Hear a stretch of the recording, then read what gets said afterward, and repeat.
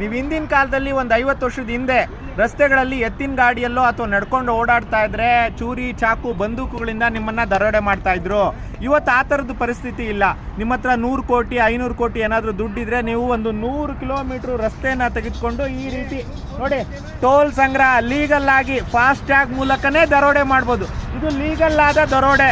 ಇಲ್ಲೀಗಲ್ಲೋ ಲೀಗಲ್ಲೋ ಒಂದು ದರೋಡೆ. ಇದು KB ಕ್ರಾಸ್ ರಸ್ತೆ ಏನು KB ಕ್ರಾಸ್ ಬಳಿ ಇರುವಂಥ ಒಂದು ಟೋಲ್ ಸಂಗ್ರಹ ಕೇಂದ್ರ. ಇದಕ್ಕೆ ಸುತ್ತಮುತ್ತ ಸರ್ವಿಸ್ ರಸ್ತೆನೂ ಮಾಡಿಲ್ಲ.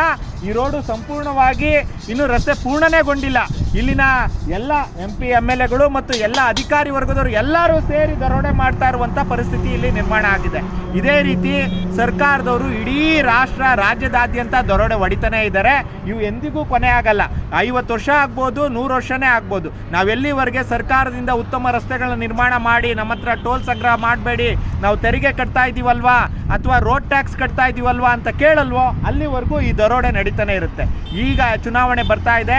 ಈ ಚುನಾವಣೆಯಲ್ಲೂ ನೀವು ಇದನ್ನು ಪ್ರಶ್ನೆ ಮಾಡಿಲ್ಲ ಅಂತಂದರೆ ಮುಂದಿನ ದಿನಗಳಲ್ಲಿ ನೀವು ಟೋಲ್ ಪಾಸೇ ಆಗಬೇಕಾಗಿಲ್ಲ. ನಿಮ್ಮ ಗಾಡಿ ತೊಗೊಂಬಂದು ರಸ್ತೆಗಿಳಿದ ತಕ್ಷಣ GPS ಆಧಾರಿತವಾಗೇ ನಿಮ್ಮ ಹಣ ಸಂಗ್ರಹ ನಡೀತಾ ಇರುತ್ತೆ. ಇದು ಇಲ್ಲಿಗಲ್ ಆದಂಥ ದರೋಡೆ. ಇದು ನಿಲ್ಲಬೇಕು ಅಂದರೆ ಈ ಬಾರಿ ಭ್ರಷ್ಟ ಪಕ್ಷಗಳಿಗೆ ಮತವನ್ನು ಹಾಕಬೇಡಿ. KRS ಪಕ್ಷಕ್ಕೆ ನೀವು ಮತವನ್ನು ಚಲಾಯಿಸಿ. ಎಲ್ಲರಿಗೂ ನಮಸ್ಕಾರ.